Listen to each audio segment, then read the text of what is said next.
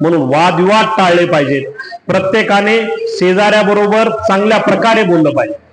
आज एकटा शेतकरी शेतात आहे आणि त्या ठिकाणी एखादा साप निघलाय आणि शेजारी जवळ आहे, त्याच्याशी आपली दुश्मनी आपण बोलत नाही, कोण मारणार त्याला? आज उन्हाळा आहे, आपण लांब एखाद्या डोंगराच्या कपारामध्ये गेलो, शेजाऱ्याचे तिथं हंडा भरलेला आहे, तो तिथं पाळी घालतोय आणि आपल्याला तर तहान लागली, त्याच्याशी आपलं वैर आहे, पाणी प्यायचं कुणाजवळ?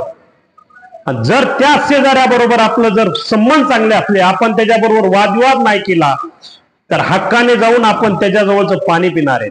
म्हणून शेजाऱ्याशी आणि भावाशी दुश्मनी आयुष्यात करू नका, कारण ही दुश्मनी आपल्या प्रगतीला खुंटणारी आहे आणि शेजाऱ्याबरोबर जर संबंध चांगले असले तर आपली प्रगती होणार आहे। आपल्याला एखादं गवताचं ओझं कापलंय, एकट्याला उचलानाच, घरी अर्धा आणावं लागेल आणि तेच जर शेजाऱ्याकडून उचलून घेतलं तर सगळं घरी येणार आहे। म्हणून शेजाऱ्याबरोबर कधी वैर करू नका, एवढीच तुम्हाला कळकळीची विनंती करतो।